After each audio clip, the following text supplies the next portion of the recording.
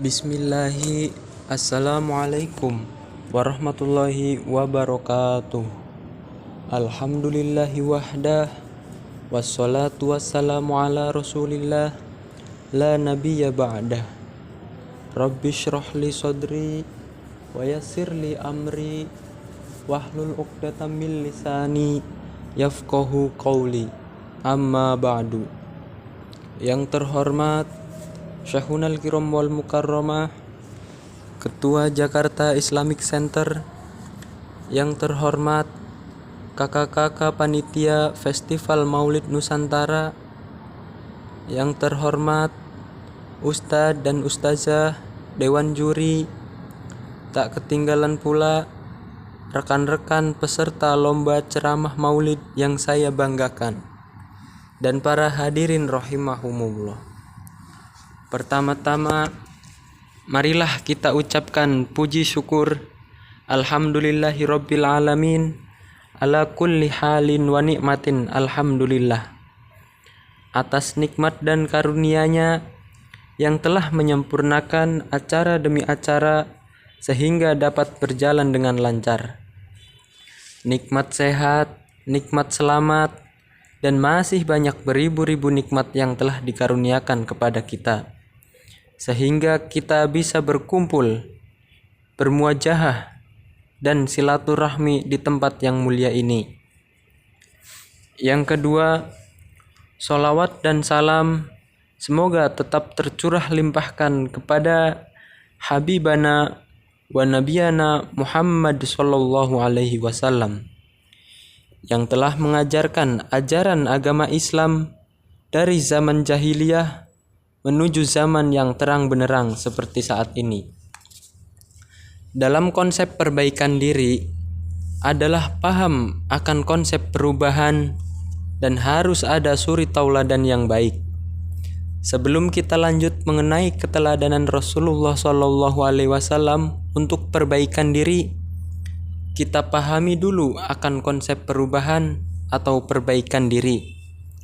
Tentunya menurut pandangan Islam, yaitu upaya atau bersungguh-sungguh untuk menjadi pribadi yang lebih baik dengan mendekatkan diri kepada Allah. Setiap mukmin harus berusaha untuk memperbaiki diri, karena Allah tidak akan mengubah kondisi hambanya sebelum mereka berusaha mengubah diri sendiri. Ada banyak cara taqarrub ilallah atau mendekatkan diri kepada Allah. Di antaranya salat dengan khusyuk, menuntun ilmu dengan panjangnya zaman, membaca dan merenungi Al-Quran, bersabar, berkumpul dengan orang-orang soleh, menjauhi maksiat, bertobat memohon ampunan, dan masih banyak lagi cara bertaqarrub ilallah. Selanjutnya harus ada suri tauladan yang baik. Siapa suri tauladan kita? Siapa? Ya, betul, Nabi Muhammad sallallahu alaihi wasallam.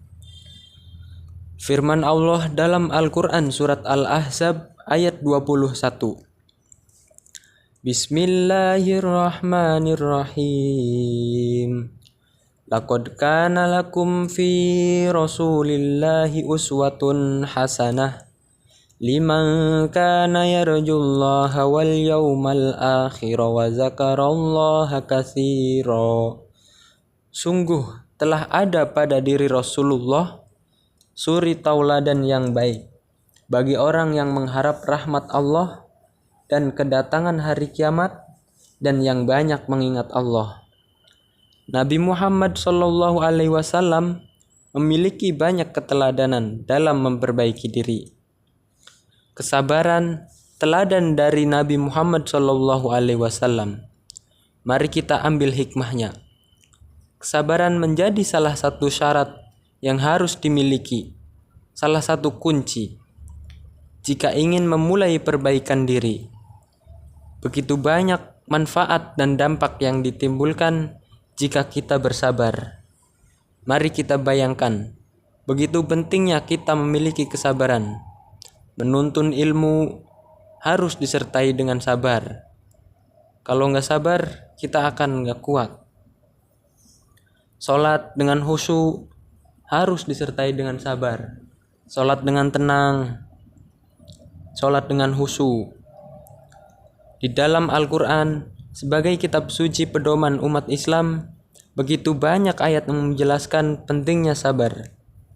Quran surat Al-Baqarah ayat 153, Allah berfirman, Ya ayyuhallazina amanu sta'inu bis sabri was shalah innallaha ma'as sabirin. Wahai orang-orang yang beriman, memohonlah pertolongan dengan sabar dan sholat. Sungguh Allah beserta orang sabar. Ada lagi dalam Quran surat Al-Baqarah ayat 155, Allah berfirman, وَلَنَبْلُوَنَّكُمْ بِشَيْءٍ مِّنَ الْخَوْفِ وَالْجُوعِ وَنَقْصٍ مِّنَ الْأَمْوَالِ وَالْأَنفُسِ وَالثَّمَرَاتِ وَبَشِّرِ الصَّابِرِينَ.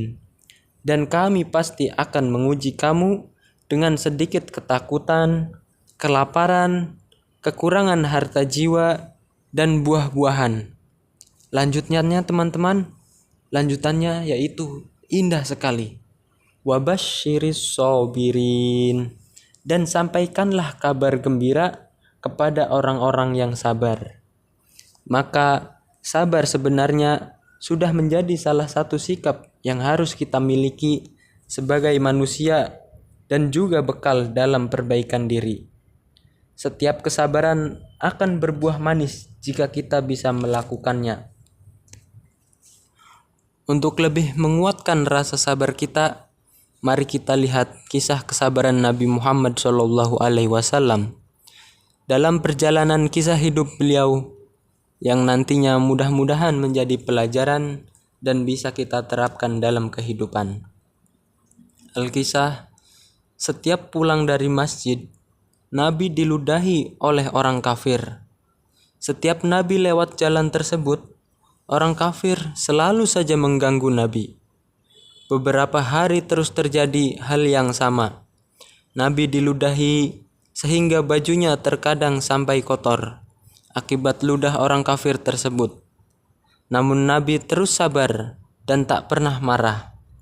Hingga pada suatu hari, Nabi Muhammad heran karena biasanya setiap kali Nabi lewat jalan tersebut selalu diganggu orang kafir. Namun hari itu orang yang biasa meludahi Nabi tidak kelihatan. Lalu Nabi mencari orang yang bisa ditanya, kemana orang yang biasa meludahinya? Ternyata orang tersebut sedang sakit. Ketika Nabi mengetahui orang itu ternyata sakit, beliau bergegas untuk menjenguknya.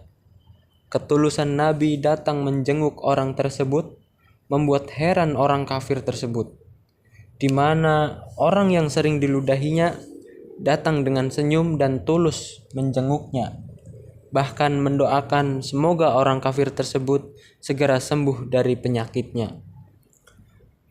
Melihat hal demikian, orang kafir tersebut menangis dan memohon kepada Nabi untuk dibimbing masuk Islam.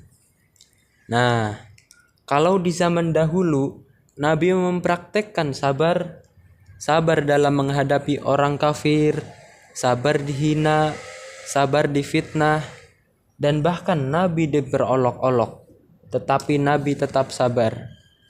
Kalau kita sekarang yang sedang berusaha memperbaiki diri, maka gunakanlah kesabaran ketika kita menuntut ilmu, sulit untuk memahami, sulit untuk menghafal, menjaga diri agar terus di jalan Allah, tidak terjerumus dalam kemaksiatan. Nah, itu kesabaran untuk kita yang sedang memperbaiki diri. Imam Syafi'i pernah mengeluarkan quotes yang sangat dahsyat. Mungkin sudah familiar di telinga teman-teman.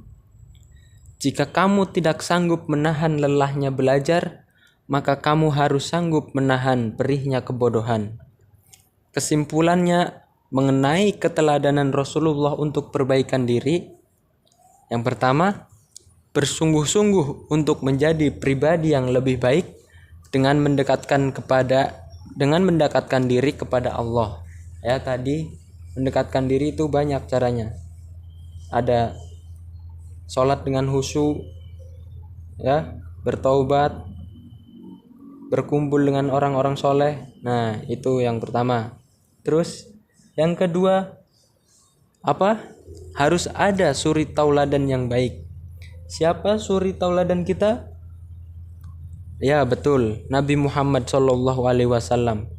Nabi Muhammad sabar dalam menghadapi orang-orang kafir. Kita sabar ketika menuntut ilmu, sabar menjaga diri agar tidak terjerumus dari maksiat. Nah, kurang lebih seperti itu.